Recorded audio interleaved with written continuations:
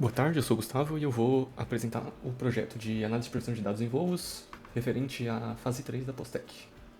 Essa primeira parte aqui é só uma descrição do projeto, explicando o que ele faz, os links e os objetivos. Primeiro rodar a importação. Essa parte aqui também tem uma configuração visual simples aqui no lugar de baixo, que a gente inicia a parte de inspeção inicial dos dados. Aqui tem uma limitação só, por causa do tamanho do flight.csv. Eu tive alguma dificuldade com a leitura dele, por questão de tamanho mesmo. Então, em certas partes pode ser que não esteja sendo usado ele inteiro, mas só partes dele. E aqui a gente consegue ver as colunas e as linhas de cada um deles, né? O de voos é bem grande. Aqui a gente pode fazer a visualização dos 10 primeiros, só para mostrar as bases de dados. Aqui iniciamos a parte de dados ausentes. Voos cancelados, um ponto, né, a destacar aqui é que para atraso, valores nulos muitas vezes indicam que o voo não atrasou ou foi cancelado. Então a gente vai estar considerando que voos cancelados ou desativados não podem ter os dados de atraso, afinal eles não chegaram a atrasar, já que eles não saíram. E então eles vão ser removidos para análise dos atrasos e vão ser tratados separadamente. E para a coluna de Airspace and Delay, que seria a coluna de atraso, os nulos geralmente significam que não houve atraso. Então eles vão ser considerados como zero. Aqui o que a gente faz primeiro verifica os nulos, depois para as colunas dos motivos do atraso, que indicam que o atraso é igual a zero, né? Remove os voos cancelados para a previsão de atraso dos voos realizados. E se ainda houver nulos nas variáveis críticas, né? As consideradas críticas seriam o Departure Delay e o Arrival Delay, que são os alvos principais, né? Para poder saber sobre o atraso. A gente remove essas linhas para não ter problema, já que esses são os considerados principais. Aqui a gente inicia a parte de análise exploratória. Então, com os dados tratados, a gente faz uma configuração para facilitar a visualização.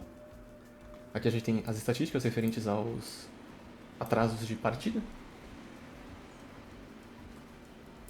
Aqui embaixo a gente entra numa segunda visualização, agora em gráficos, baseado no nome de cada companhia.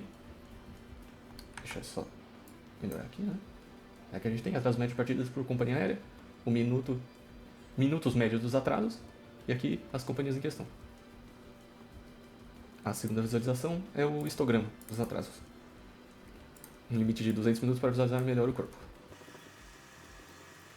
E aqui a gente tem o histograma do atraso na partida com limite de 200 minutos. Aqui a gente faz a preparação.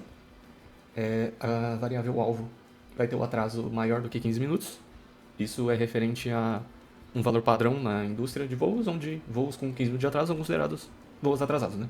Antes disso, eles consideram como um delay aceitável.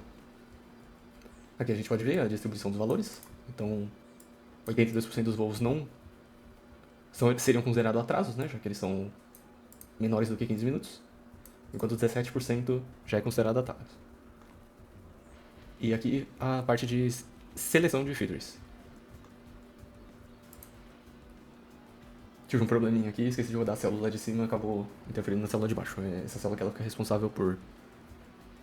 aqui a gente está criando, né, como eu disse, a variável isDelayed para poder indicar quais são os voos em atrasos. Aqui embaixo a gente vai fazer a distribuição dos valores. Convertemos algumas categorias em números devido ao tamanho do dataset. A gente faz uma amostragem de treino. A gente separa uma amostragem para poder treinar os modelos mais rapidamente. Fazemos a separação de alvos e features e separamos o que é treino e o que é teste. E aqui embaixo, sim, agora sim, efetivamente, a parte de modelagem.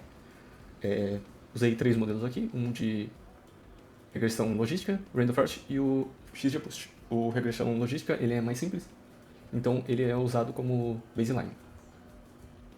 Vou dar aqui. Certo? Com os modelos treinados. Aqui a gente pode ver a variação de cada um deles. O que eu havia comentado a respeito do regressão logística ser mais simples. Como você pode ver aqui, ele não conseguiu identificar nenhum voo como atrasado. Levando em consideração, como a gente viu aqui em cima, que só 20% dos voos, no padrão da indústria, estão sendo considerados como atrasados efetivamente. Então, como a amostragem de voos atrasados era muito baixa, ele não conseguiu identificar essa amostragem. no caso do Randall Forest e do XGBoost, que são mais complexos, eles já conseguiram ter uma precisão melhor e chegaram a identificar os voos atrasados. E aqui um comparativo visual em RLC. A gente pode ver que o Randall Forest e o XGBoost andam praticamente juntos, enquanto a regressão só vai se juntar a eles lá pro final.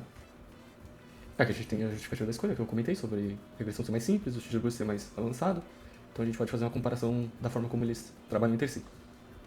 Aqui a gente entra na parte de modelagem não supervisionada. A gente vai fazer um clustering das companhias baseado nas características dos atrasos. A gente tira aeroportos com poucos voos para evitar a distorção de cálculo nos valores, né? Então posso rodar aqui. E aqui a gente tem a separação, né? O clustering dos aeroportos, voos totais versus o atraso médio, sendo em minutos. E aqui as informações, né? Departure delay, total flights e os cancelados, no caso, não entrariam na conta, né? E aqui embaixo a gente só tem a conclusão final, explicando cada parte. Mas uma última coisa que eu quero mostrar é a parte de simulação de previsão. Então pode inserir novos dados aqui. A única questão é na parte das variáveis das airlines, né? Que precisam seguir essa tabela, porque é com elas que o modelo foi treinado, né? Então, por exemplo, eu posso rodar aqui com essas informações. Então seria no mês 12, quinto dia da semana, né? Sendo então sexta-feira. Horário de partida, distância do voo em milhas, lembrando que isso é aeroporto americano, que a gente pode ver as informações, né? E aqui embaixo, claro, aqui embaixo a companhia, né, que eu esqueci. Aqui a gente faz toda a preparação. E aqui a gente pode ver o resultado de cada um deles. Nenhum dos três indicou que terá um atraso. E a probabilidade desse atraso ocorrer seria de 20%, 27% e 15%. A gente pode vir aqui fazer algumas trocas para ver esses valores mudando. Vamos colocar mês 4. Isso vai acontecer em um sábado. Essa parte do horário eu não sei direito, vamos colocar 8 horas mesmo, não sei como isso pode interferir. Vamos colocar 25 mil milhas, eu não sei quanto isso é, vamos descobrir. Vamos ver aqui na lista. Vamos nessa aqui do Havaí. Ela é bem diferente. Posso rodar isso aqui novamente.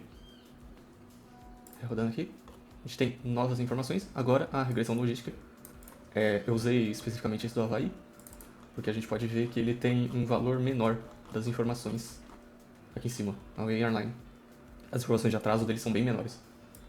Então eu sabia que a regressão logística ia ter um problema com ele. E aí ela deu que 87% de chance do voo atrasar. Enquanto a Randall Forest e o XGBoost, que conseguem fazer um trabalho mais consistente, indicaram que não haverá o atraso, que a probabilidade de atraso é muito baixa. Esse é o projeto.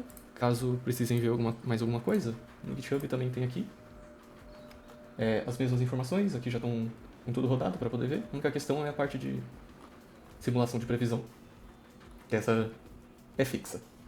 Obrigado.